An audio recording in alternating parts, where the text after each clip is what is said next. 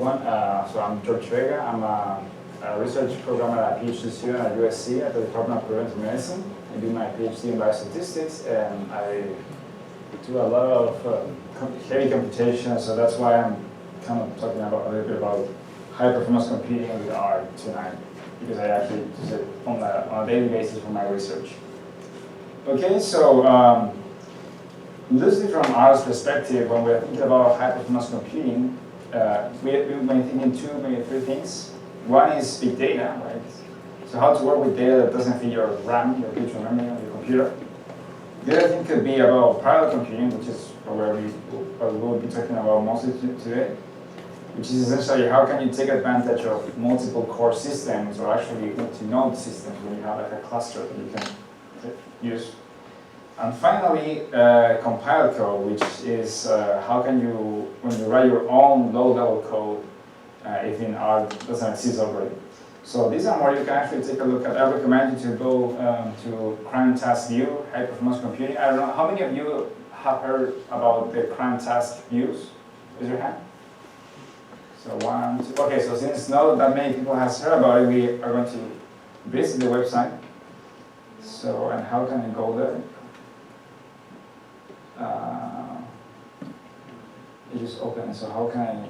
Go to view and exit of the full screen here, and that should be it. Oops, I lost it, I'm sorry. I'm not a Mac user here, so.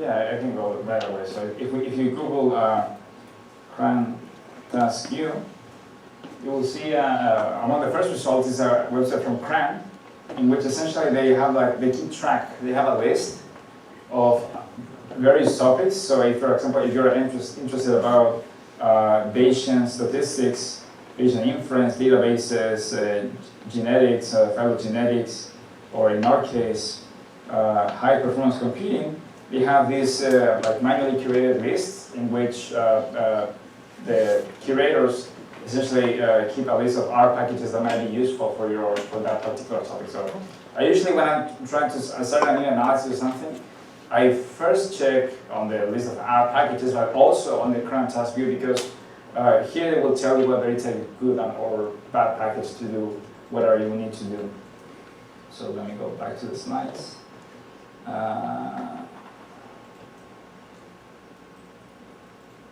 Okay. Sorry for that.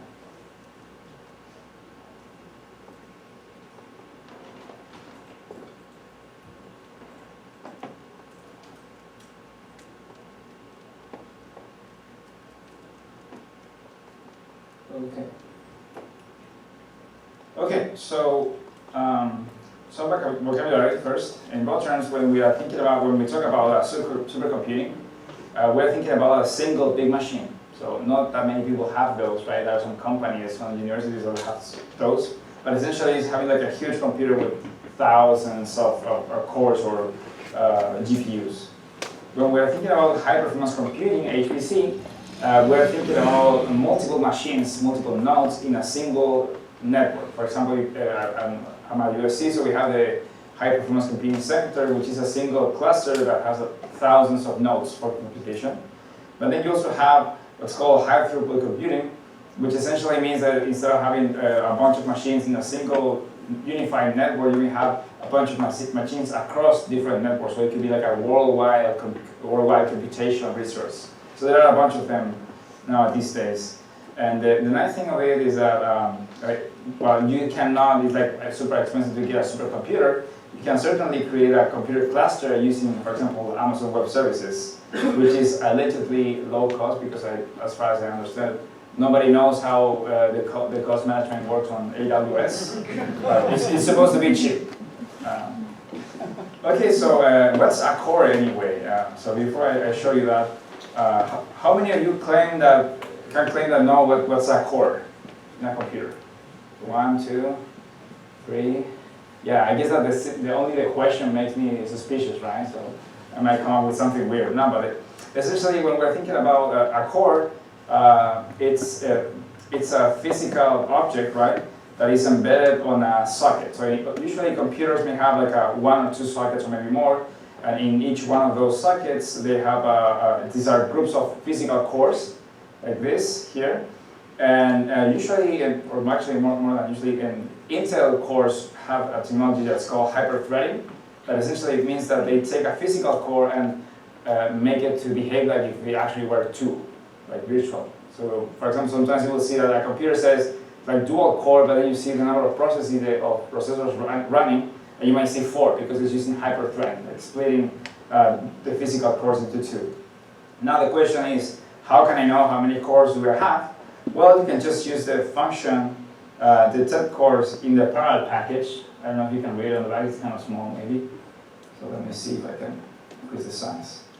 Yeah, if you just type parallel detect cores, it will show you, if you have your laptops, open it up, please do it, and I'm happy if you can do it right now. It will tell you how many cores you have. For example, in the machine that I compiled this presentation on, I have 4 physical cores, okay?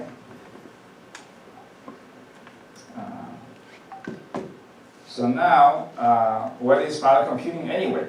Okay, so imagine that we have a function like this that only takes the power of 2 of a vector, n, okay? And we are applying this function f to a vector 1 through 4, right? So when we do that, like regular R, what we are doing essentially is that we are, R is taking this function and applying it element-wise, one element at a time, using a single core. Remember they have 4 cores, right? But instead of using all 4, I'm just using just one only because we have R by default is like single thread, right? But what happens if we could do this on parallel computing? Well, essentially doing it in parallel computing means doing something like this. So instead of using, what should I do here? Defer? Defer, yeah. Okay. If we have something like if R is multithreaded and equal, essentially what it does is that instead of applying this function one element at a time, it will make use of all of its cores and do it simultaneously. Meaning that you do it 4 times faster, right? So instead of going linear like this, like takes, imagine like 4 seconds, it actually takes you only 1, right? So that's like the basic idea of parallel computing with R. Okay, so now, before we actually jump to parallel computing and do something stupid, we have to think, okay? So the question is, when is it a good idea to go HPC directly? Okay, so this is kind of like a mental model that I built for myself. Every time that I have to solve a problem and I need to like build a new algorithm or try to do something fancy, I start from here. So I say, okay, I already have a prototype written in R, so I ask myself, is my code neat? Is it vectorized? Meaning that, am I avoiding for loops, right? So if you are actually not avoiding for loops, like try to look at it again, see which parts you can like avoid the loops and apply direct operations to matrices and vectors and things like that. But then if it is actually vectorized, you have to ask yourself, okay, is this parallelizable? Because there are some cases in which you cannot apply this, but there are some other cases, for example, that you can actually can. For example, now that we were just talking about regression, there are some matrix algebra operations that you can actually do in parallel, which means that all the least squares estimator can be done in parallel computing, saving more time, right? So you have to question yourself that. And if the answer is no, then you're done, so I don't know, you just have to keep whatever you have. But then if you think that there might be a solution for this, you have to ask yourself around if there's any good tool around CRAN. If there's none, then you should try using Rcpp parallel if you already know Rcpp. For each of the iterators R packages or the parallel package, which we are going to be looking at. Could you zoom a little bit? So what? Could you zoom a Sure. little bit? Yeah, no, I don't. For some reason, I guess it's the resolution of the screen. I can make it the image bigger. I'm sorry. Okay. So some examples of our packages that you can use for that, I just mentioned those. There's parallel, there's for each. How many of you have ever used a parallel package? Raise your hand. 1, 2, 3, 4, 5, 6. Okay, and I'm actually sure that some of you may also have used it without knowing, because the parallel package is like the backbone for a lot of packages that uses parallel computing that you see around. And besides of those that I have just mentioned, for example, if you're thinking about implicit parallelism, which means that, I don't know, you don't want to write a parallel computing algorithm, but you just want to make use of all your cores, you can use something such as the GPU-R package, which implements matrix manipulation using GPU, which means that it's super fast. There's also like the TensorFlow R packages, and there's a bunch of other packages that allow you to do your like work without you worrying what's going on under the hood, but it will run faster because it's using multi-cores. And actually, I think that the data table package, you can set the number of threads that you have. So you can also do parallel computing implicitly using a data table, for example. And there's also some more advanced options like Rcpp, as I mentioned to you. How many of you know Rcpp, have ever heard about Rcpp? Raise your hand. Okay. Okay, so the idea of Rcpp is that this is an R package that was built by Dick Armadillo and Romain Francois with the idea of essentially making the access of the C++ API of R easier. So nowadays, for example, if you know some C programming, you can actually type a C code, a C program, and connect it to R, so it goes faster, right? But the thing is that the C API that R has is kind of like a clunky, so it's not very efficient in the sense that it's kind of hard to write.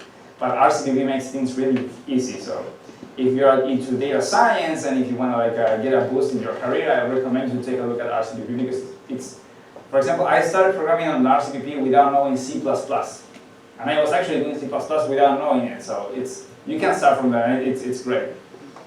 Okay, and another thing that you can do to get an advantage of is use the batch scheduler. So for example, as I mentioned, so I work at USC, and a lot of my research I use the USC cluster. So, and believe it or not, most of my models are implemented just using R, in which I use the slurm package to implement all this stuff. Okay? So the parallel package, let me tell you about it. So the idea of this R package is based on two other previous R packages. One is the Snow package, and the other one is called the multi-core R packages. It implements explicit parallelism, which means that when you are using them, you know exactly what you're doing. In other words, you know that you're creating this many processes, you're using this many cores, and you're doing this thing with all the threads. Okay? It actually has a simple but very powerful idea. So the idea of the parallel computing in the parallel package is essentially this. So you have your computer that has, I don't know, 4 cores, 8 cores, and you are running a single R session. So then why don't you just open another 4 R sessions, right, and use them?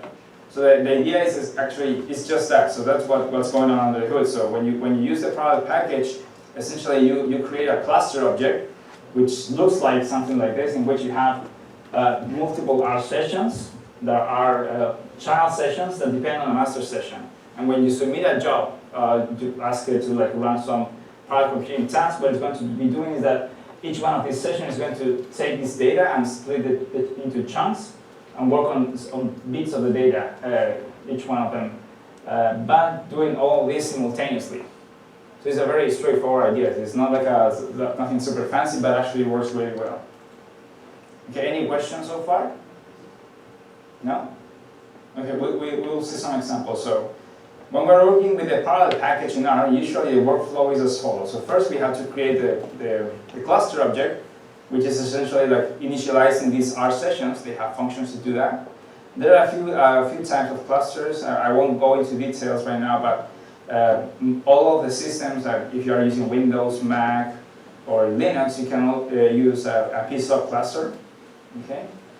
And then once you initialize the cluster, you have to prepare each one of the offspring R sessions. Meaning that, for example, if you have data in your main session that you want to be used in the other sessions, you have to like export it, like send it there.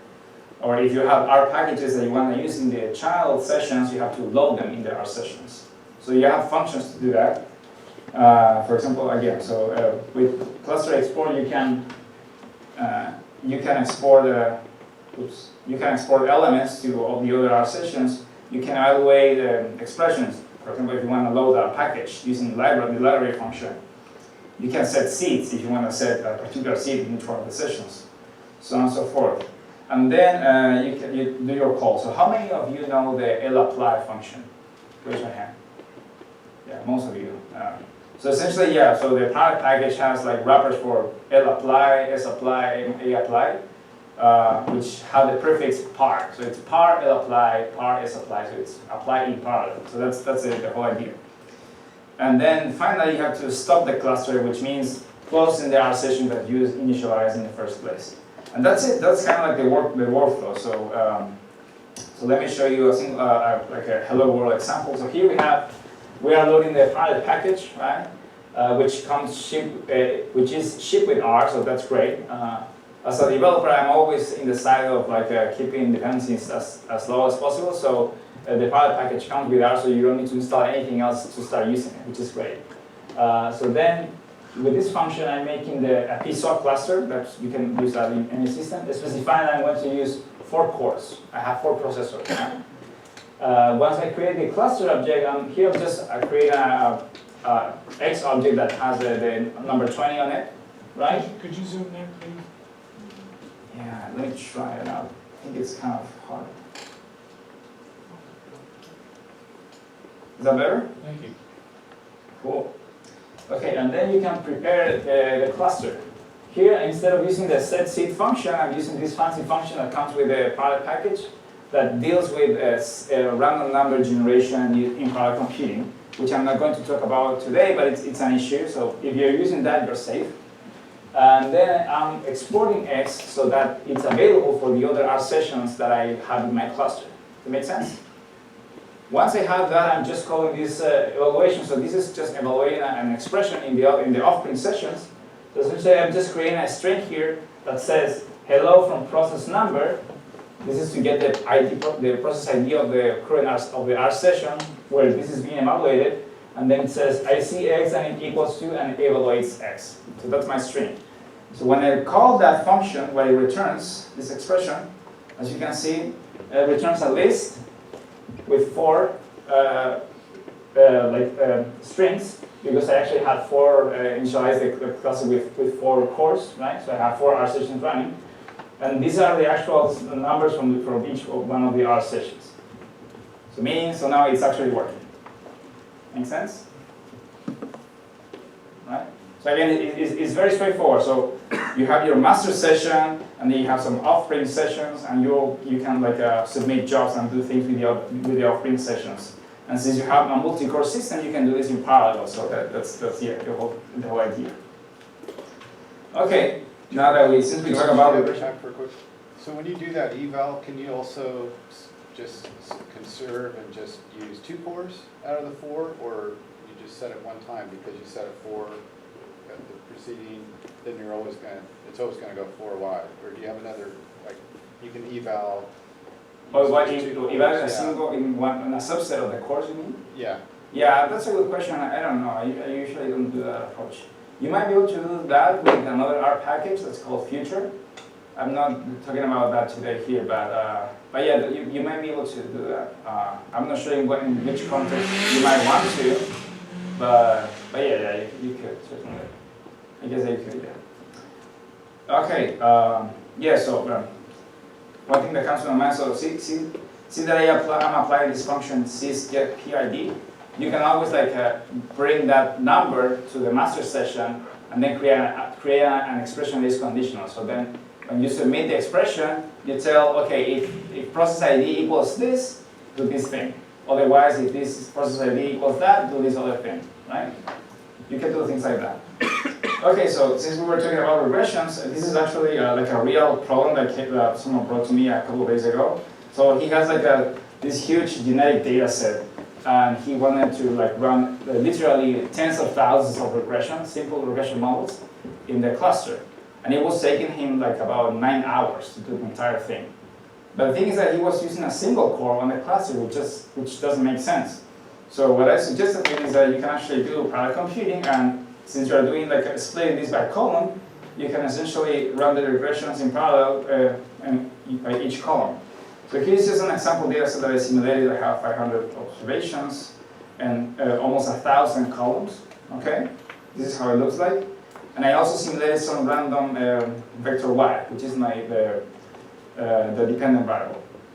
Okay, so essentially I just want to run a model in which I regress y against each one of these columns that I have here. Okay?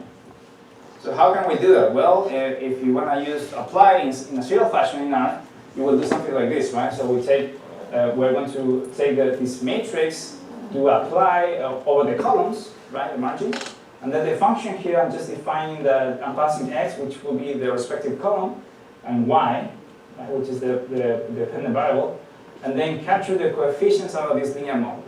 Okay, so that's why I'm going to do that for each one of the columns, and these are the results. Well, how can we do this using parallel? Well, it just takes just a few lines to do it in parallel fashion. As easy as just loading the package, creating a cluster, and then instead of using apply, you call par apply, and use the cluster object. So the difference is almost none. See, so it's very, very similar. It's very straightforward, and I'm getting the exact same result.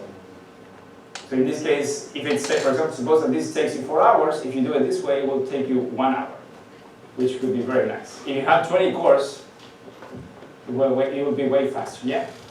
So the Python integrated with the Apache Spark system essentially is the PySpark. So it's also cluster computing framework, right? So how is this faster as compared to the clustering in R? Yeah, I wouldn't know in that case. So there are some R packages. So if you have a big cluster, you can use, instead of a piece of cluster, you can use an MPI cluster.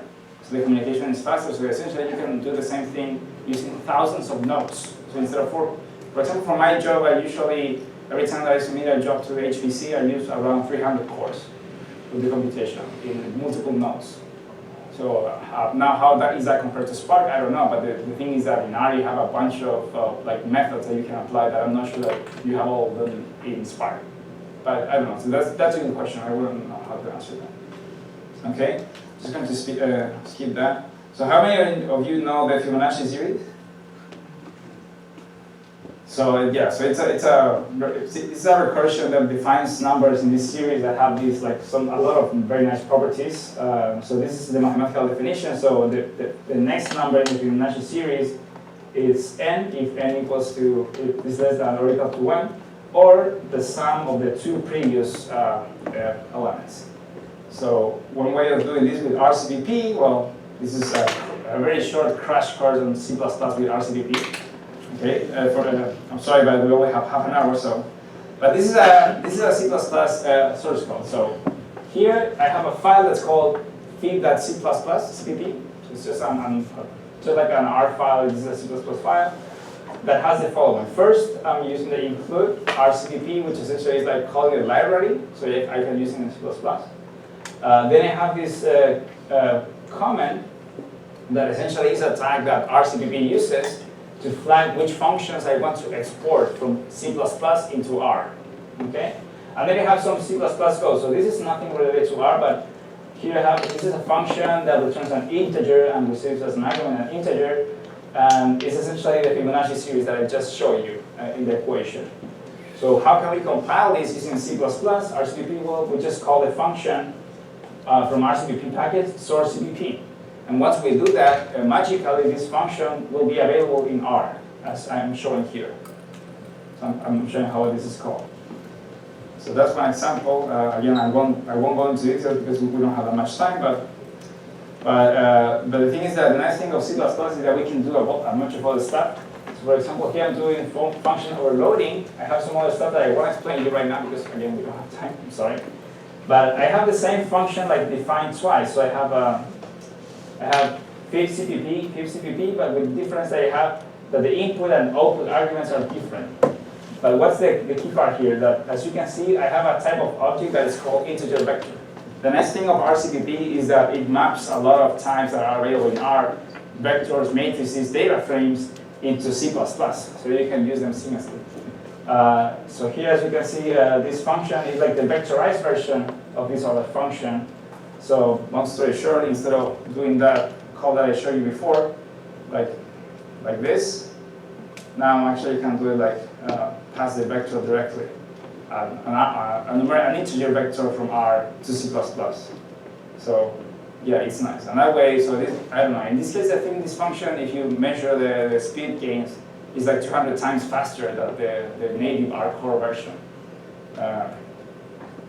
And now, now that you know C++, you are expert on C++, I can tell you about parallel computing with OpenMP, which is a C++ library. So I'm going to skip this. Essentially, just like you have packages in R and C, you also have libraries. And one that is very, very famous and very stable is called OpenMP, which allows you to implement parallel computing in C++ code. So again, so all this will be available online, so you just jump to it directly. So there's a function in R that's called this that will return the matrix distance between rows in a matrix, right? And here I have my own implementation using Rcpp. Okay, so what's the main issue here? That in order for me to make this parallel computing enable, like super fast, I just need to add like 4 lines of code for free. So first I need to load the OpenMP library, right? Like that. Then I have to, in this space, tell C++ how many cores I'm using, which is in essence, this is just an argument that is defined by the user. And finally, I just need to add this funny, which I will not explain right now, like a tag to the for loop. This is making my for loop in parallel by just adding these 3 lines of code, which I find like super duper. I find it great.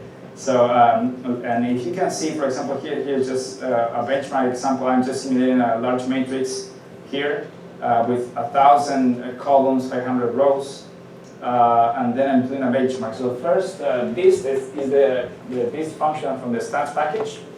Then we have my this part function that I just wrote using C++, using 1 core, 2, and 4 cores. And I'm just doing 10 like iterations to see which one is faster.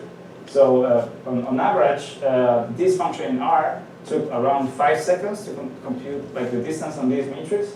My function using 1 core took 3.4 seconds on average. And then if we're looking at the 4 or 2, it actually is very close to 3. So long story short, you can like save, I don't know, 50% of the time if you're doing parallel computing with C++. Okay? And that's it. Thank you very much.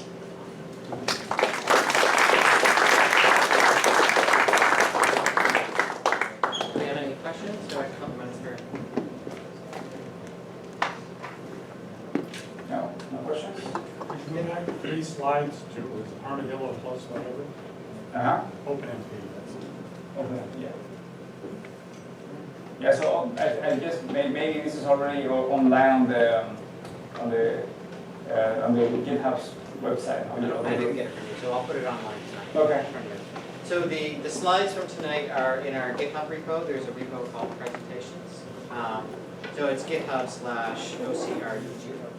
And there's a presentation here. It has all our presentations. Dr. Olga has black and white slides as well if you want to print them out or look at the math form. And we'll put yours up tonight. Great. Thank you very much. Thank you.